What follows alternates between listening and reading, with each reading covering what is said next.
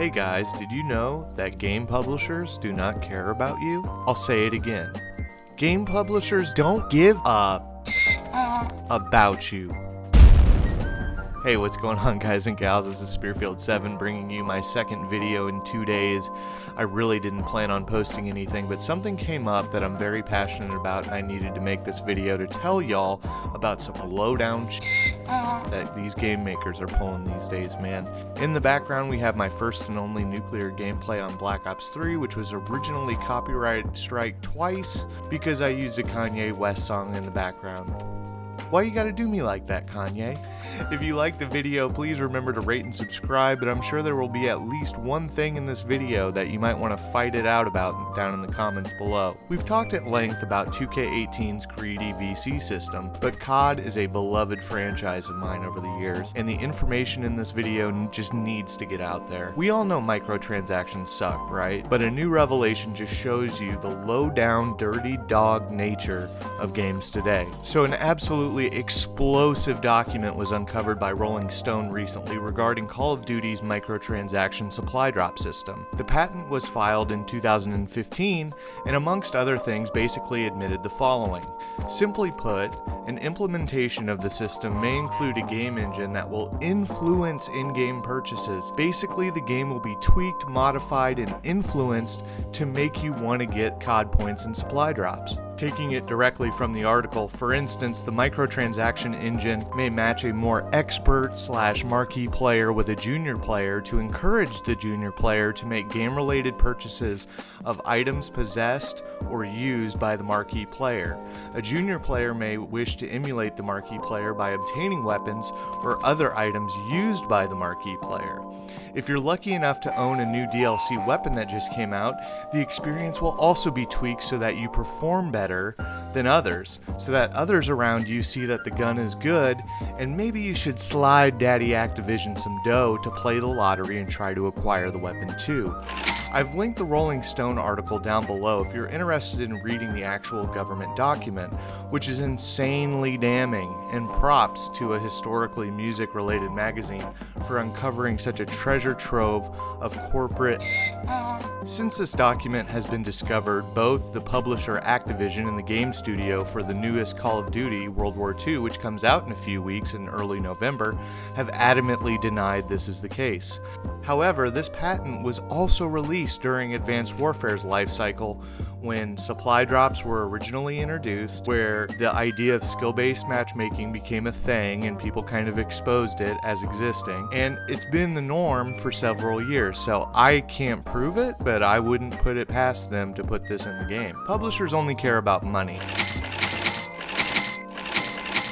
and they're the ones behind this BS. Game companies themselves are occupied usually by passionate people who truly care about games and gaming. Not everyone sits through game credit sequences, but they are made by small armies of folks, and I think a lot of the brokenness found in games these days can be traced directly back to the unrealistic and unreasonable demands from the publisher.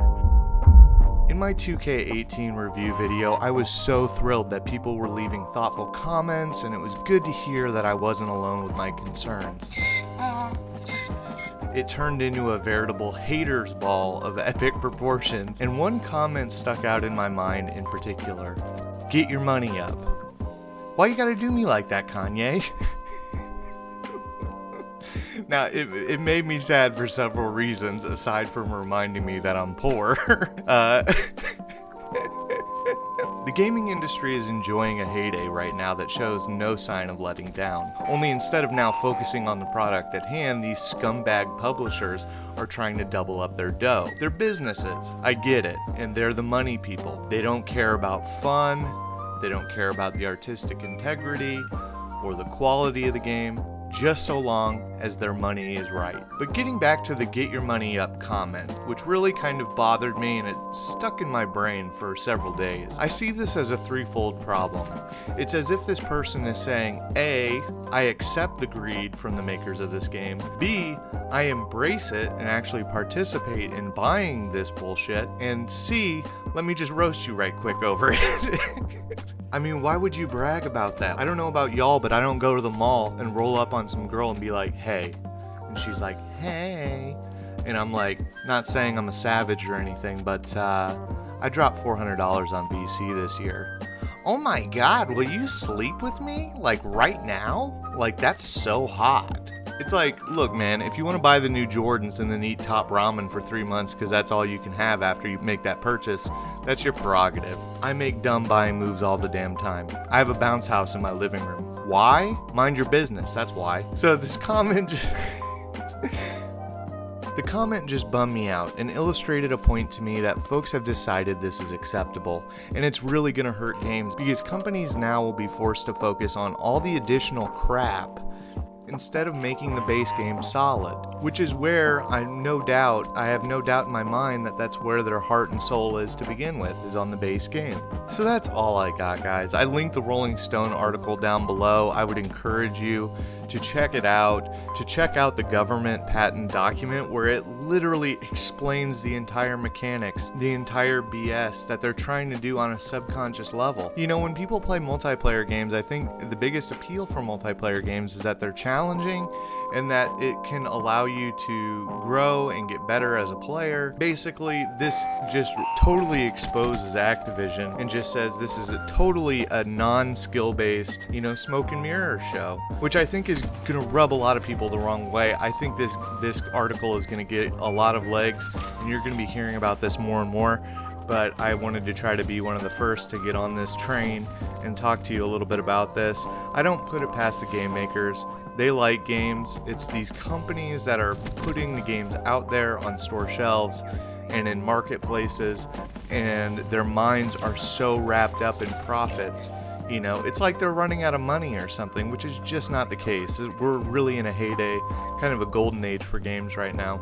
And so I don't really see this as necessary, but I kind of, from a business perspective, people are going to do what they want to do, I invite you to rate and subscribe if you haven't already, and drop a comment down below if the spirit moves you to talk a little bit more about this topic. Thanks for listening. Hope you enjoyed it. And until next time, this is Spearfield 7. See y'all later.